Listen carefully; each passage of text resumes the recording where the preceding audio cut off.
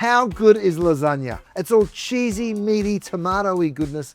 I love it. Today, I'm going to show you my best ever recipe for this super popular crowd pleaser. So the core components of a lasagna are really simple. It's a meat sauce, a cheese sauce, and then you just layer it up and you take it from bolognese into something really special. Let's get started. So what we're going to do is take our minced beef and we're going to add it to a really nice hot pan. But before we do, we put a really light drizzle of oil and then you throw it in. You want to hear a big sizzle. That's it. Now, you want to get it nice and brown, so once you've spread it out, let it do its thing. The more you move it, the more you're interrupting that browning process, that beautiful caramelization that we're getting on there. What you're going to start to see is it's starting to turn slightly gray on the bottom. That means that meat's cooking all the way through, right? So what you do now is give it a stir, and you see how we're getting that little bit of color on the bottom? Exactly what we want. Once you're happy that you've got that meat nicely browned, go ahead and season it, just with a little salt, just a taste. And then we remove it, and then transfer it to a bowl. All right, grab yourself some paper towel and just wipe out any excess fat from the bottom of that pan. But we are going to use the same pan because we're going to keep that delicious meaty flavor. I like to use a food processor and blitz up some of my veg before we add it to the sauce. Again, this isn't the most traditional way of doing it, I get it, but I really love the results. So into a food processor, go mushrooms. Now you're going to pulse them until they're relatively finely chopped. That's it. What these are going to give us is that punch of umami.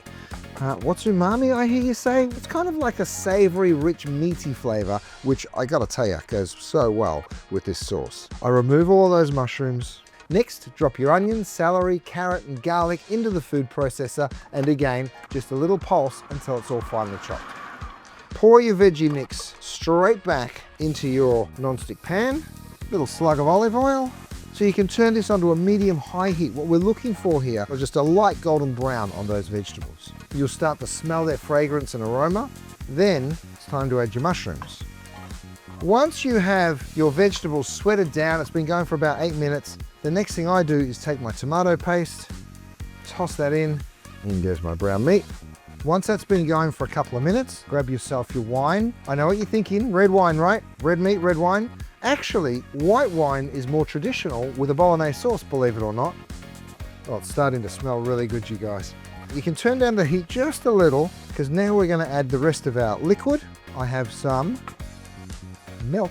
Hold on, is that traditional? Yeah, it absolutely is. And what I'm going to do is add a little bit of milk, so you can see how wonderful and creamy this sauce is. I'm going to tell you something that's going to blow your mind. In Bologna, it's very, very rare for them to use tomatoes at all in a bolognese. In Australia, we've totally adapted this recipe into our own, and I love our version. So I am going to use tomatoes. I've already used tomato paste, but you can see how beautiful and creamy that would be just as a sauce. But for lasagna, I definitely put in a little bit of stock and passata.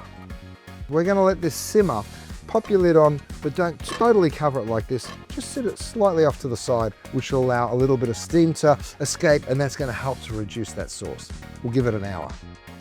All right, it's been doing its thing for about an hour, so I'm just going to have, I mean, that's that beautiful, rich, meaty sauce that you're really looking for. I'm going to season it ever so lightly, and then we can turn it off and let it cool before we actually start building the lasagna. Next up, that delicious creamy sauce, otherwise known as bechamel. All you do is grab yourself a medium saucepan, add some cream and some milk into your large pot, add some butter, and once that's melted, we add our flour.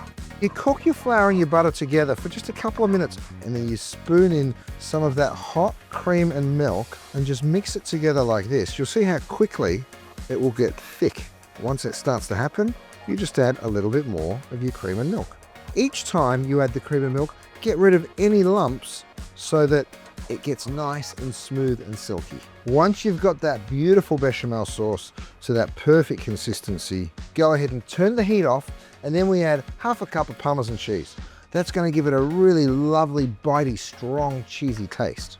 It's all coming together now, team. We've let our sauces cool slightly. They don't have to be cold, but you also don't want them red hot because you're going to be working with them. Now for the fun part, we get to build the lasagna. But before we do that, you're going to preheat your oven to 190 Celsius or 170 if you're using a fan-forced oven. Now, what we're going to do is first take about a cup of that gorgeous meat sauce, and we're going to add that to the bottom of our lasagna pan. Now, we're going to lay the sheets of uncooked pasta over the sauce. They don't have to be in any particular direction, and then when you get to this point, you don't want them to overlap, so you can sort of just snap it to fit the space that you have in your pan, just like I did there. Spread 1.5 cups of your meat sauce over the top of the pasta, and then drizzle about 3/4 of a cup of the cheese sauce over the meat. The next step is you get a big old handful of your grated mozzarella, and you just spread this right over the top, and then we're going to do the whole lot again 3 more times. You might be thinking, it's more sauce than pasta. You're right. A great lasagna is all about how much beautiful sauce you can layer in, and of course the pasta's there to bind it and hold it all together, but it's not a pasta dish, it's a lasagna. Now, last, what we do is we cover it with foil to make sure the top doesn't brown too quickly or get too crispy. But before we do that, we're going to take our foil, little drizzle of olive oil, and this will stop it from sticking to the cheese. Stick it over the top of your lasagna and then just pinch it down, turn it in at the ends, and you are ready to go in the oven. Now, before we put it in the oven, we're going to place it on a baking tray. That way, it'll be easier to pick up and transfer to and from the oven. Don't forget, it's going to be a little heavy. Once it's gone in, we're going to let it cook for about 45 minutes before we pull it out and remove the foil. The final stage is letting it brown on the top, and I like to get that deep brown top. The crispier the better.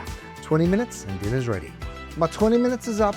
It smells unbelievably good in here, and my lasagna is really brown and good.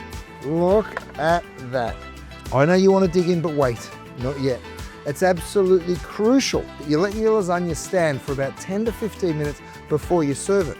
You don't want it to be all sloppy and messy. You want to be able to cut those really nice squares and then scoop down and underneath. Oh man, look at that. I also love serving it with a little bit of a side salad or a green salad, and just finish it with a really quick drizzle of extra virgin olive oil. That to me might just be my best ever. For more of my best ever recipes, head to Cole's YouTube channel or coles.com.au and check out my best ever recipe playlist. Bon appetit!